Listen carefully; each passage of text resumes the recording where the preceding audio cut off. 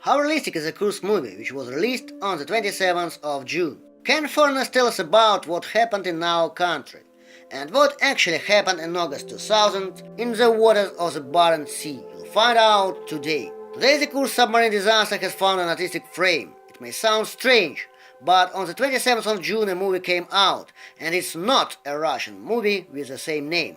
Since the Russian Ministry of Defense didn't give its permission for shooting in Russia, the movie had to be shot in France, Belgium and Luxembourg. It was in fact a tribute to the memory of 118 crew members who had found peace in the muddy waters of the Barents Sea.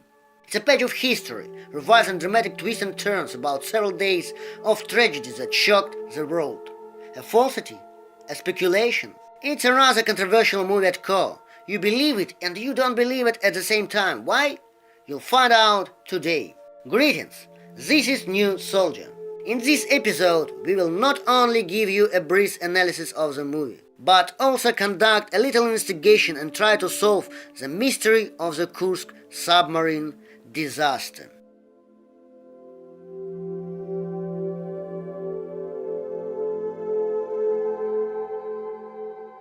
So we begin. A movie about Russia should be filmed by a Russian director, unless of course the movie doesn't carry an element of comedy. Otherwise, much of the society life causes an ironic smile. And it's good if it's a smile of condescension. This is the case here, says Oleg, one of the viewers who managed to watch the movie outside Russia, where it was released much earlier. Judge for yourselves. The audience will see a movie by a Danish director Thomas Wittenberg. The producers are a French team of success headed by the famous Luc Besson. The script belongs to an American, the cinematographer is British, and the producing countries are Belgium and Luxembourg. What is it? Doesn't it look like you got me into it without my knowledge? Of course, none of the designated gentlemen can be questioned. Their experience, skills and service records are full of awards and medals, which speak for itself. But they hit neither the beauty of the Scandinavian fjords, nor a clochard looking at the Parisian tourist attraction, nor an English aristocratic tea drinking. They planned it as a naval fishing with the elements of mysterious Russian soul. And they promoted the theme by the whole world, according to the established cinematic laws. And Russia, following the words of General Chernota from the notorious Flight movie, doesn't fit in tea hat. Gentlemen, it doesn't fit. The beginning of the movie and the ending part is almost identical to Michael Cimino's The Deer Hunter. The film has several storylines. The struggle for survivability inside the wrecked submarine and a group of rescue sailors counting on evacuation is the first message. The officials involved in the relief process are the second link. Families on the mainland are the third component of the general canvas. The diversity of faces with a minimum of in-depth study is a distinctive feature of this spectacle. Their variance and even the character of Colin Firth resemble an acting brotherhood. The rest, without faces or characters, are furniture scenery in different variations. Michael Nicholas played his last role there. Probably so it was, but he still needs to be found in the movie. Maybe it flickers somewhere in the episode. The movie is interesting as a narrative story about what happened. The tragedy that we are witnessing leaves a bit of annoyance, and there's the agonizing look of a pregnant woman waiting for her husband's return, which goes like a red thread through the whole story. After watching the movie, don't forget to come back to us and share impressions about it in comments below. And we are going on. So, what happened? What caused the disaster? A terrorist attack? A collision with an American submarine, an explosion in the torpedo room? What caused to sink a 154-meter giant, as high as a 6-story house, Goliath worth many billions of rubles? Let's try to figure it out. The Kursk disaster occurred during training exercises in the Barents Sea. Chronologically, the events developed in the following way. On the 12th of August, a nuclear submarine spotted a training target. Captain Lyachin got the green light for the attack, after which the connection was interrupted. The noise of the explosion was taken on the neighboring ship for launching torpedoes. On the 13th of August, the command post declared all-hands job. Experts pointed out that the submarine didn't put out an emergency buoy, a sign that the trouble fell instantly. On the 14th of August, the Navy commander reported the incident to the President. Only by the sound from the bottom of the sea they could establish where Kursk was located. Specialists inspected the submarine lying on the ground with the help of a rescue vehicle, Coracle, and found a large breach by the torpedo launchers, and many cracks and serious faults in the hull. The mechanism of the rescue catapult was jammed, but the reactors were switched off. The Navy press office officially reported that the connection to the submarine has been established by knocking and that the crew is alive. The head of the Navy, Mr. Kuryedov, said that there were victims in the flooded part. The hull of the boat wouldn't be able to be lifted, and the only thing to do was to try to save people, although there was little hope. On the 15th of August, the headquarters said the submarine would run out of oxygen by the 18th of August.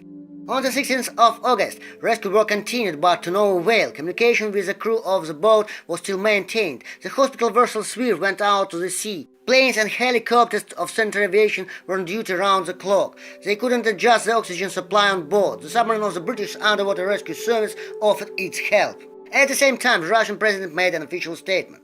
By 4 p.m. it got about that the submariners had stopped reporting to external signals at night. The next day, Norway sent 12 deep-sea divers to participate in rescue work. Representatives of the headquarters said that the crew was trying to save oxygen and limited themselves in movement. A closed meeting of government commissioners was held at the flagship. Russia agreed to the NATO proposal to assist in rescuing their crew. On the 20th of August, the Norwegian went down to the rescue airlock and turned the Wolf away. The outer hatch was opened on the 21st of August. At 5 p.m., the fleet headquarters officially reported the death of the Kursk crew. The military prosecutor's office of the Northern Fleet raised the issue of initiating a criminal case on the accident. Do you think there was a chance to save people back then? Talk about it in the comments, and we'll go on. What really happened to Kursk? The whole story of Kursk disaster is ambiguous. Why was Petr Veliki, the Russian battle cruiser, standing right above the submarine at the raid during the year? Why did they have to raise this boat? After all, a year ago they conducted a burial at sea, and relatives of the dead asked not to disturb the dead and not to traumatize the psyche of the living by saying goodbye again. They tried to explain the reason by the danger of nuclear contamination, but the Komsomoli submarine, which had sunk earlier, was not raised. Puzzle started on the first day. On the 14th of August, the press service of the Russian Navy said that the submarine went down on the ground on the 13th of August because of minor problems, and that it was still in touch and would soon return to the base. Officials reported notes from the boat, the rescue work that had begun, the strongest bottom current, and a 30 degrees roll of the submarine. They talked about the supply of energy and hot food to the crew, about the availability of emergency air reserve on the boat, which would be sufficient until the 21st of August. In fact, the submarine was lying on the bottom without a roll. The bottom current was weak, visibility was satisfactory.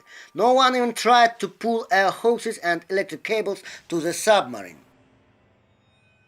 The submarine didn't go straight to the keel. For 12-18 hours it stood at the angle of 25-30 degrees, stuck in the bottom with a broken nose. The stern escape hatch was 30-40 meters from the surface, from where man emerges without breathing apparatus and where light divers can work. All that was necessary at that moment was to hook Kursk up to the rowing shaft with ropes from the ships, which would keep the position of Kursk for 2-3 days convenient for divers. Instead, some kind of mess started happening. According to the website Storm 777.ru, the rescue of submarines wasn't a part of the fleet command plans. After all, for 2 minutes the submarine commander gave the last orders to the crew via speakerphone, summarizing the cause of the disaster. The survived submariners became inconvenient witnesses for the perpetrators of the accident. After the official completion of the rescue operation, they suddenly announced that the explosion, fire with the release of gases, flooding and pressure rise to 10-11 atmospheres, led to almost immediate death of the crew. Maybe. But in that case, who was able to shut down the reactor and write down notes that were not dated 12th August? They tried to explain the knocking from the inside of the boat by the fact that the sound apparatus mixed up the sounds of destruction of structures with strikes aboard. But it is simply impossible to confuse regular signals with scratching of bulkheads or falling off mechanisms. One more thing, the submarine was divided into 2 parts by the reactor compartment, and based on the amount of air remaining in the compartments, it's possible to say that up to the 18th of August there were living people there. And several sailors had to leave at least to 20th, 21st of August. In this case, stopping the rescue operation would be a crime. The official version about the explosion of the ammunition has a number of strange things. Hydrazine and torpedo engine oxidizer are in different containers with walls thicker than 12 mm, which eliminates mechanical damage. Only the simultaneous failure of 3 internal torpedo systems, each of that is triple redundant, could cause fuel to burn spontaneously. The probability of the catastrophe in this case is 1 in hundreds of billions.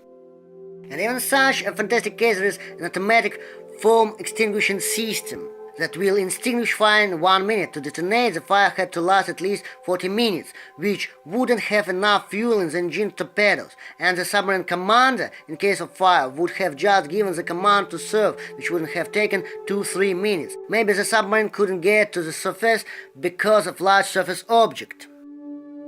And finally, the statement about 2 peaks of seismic disturbances, the results of torpedo explosion and ammunition detonation, and where is the impact on the bottom of a body weighing 20,000 tons. In terms of the laws of mechanics, such an object cannot fall silently. Seismic acoustic picture says that the second peak of disturbance is a collision of the bow of the hull with the rocky ground, and the first peak is a sliding impact of another submarine or heavy surface ship. Maybe Admiral Kuznetsov aircraft carrier is to blame for the Kursk accident, especially since the statement about the aircraft carrier's non-involvement in the tragedy was never made.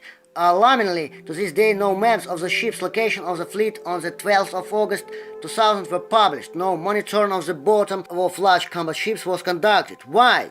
Even the bodies of the submarines were taken out in small portions for some reason, although it was necessary to do it on the first day for their quickest identification. For some reason, only slightly more than a third of the crew was removed from the submarine. More than once, it was reported that the bodies from Bay 9 were under terrible trouble. But Mr. Kolesnikov wrote in his note that 23 people went from the 8th to the 9th bay when the submarine was already at the bottom, and there were no more explosions or blows. How could the bodies be in rubble?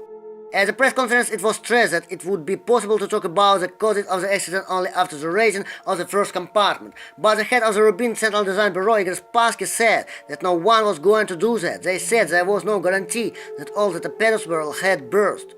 But the compartment was examined more than once and such a guarantee was given. They were not afraid to raise the submarine that contained 22 unexploded granite rockets and a nuclear reactor. And why in the second farewell note there are the words, "We were killed."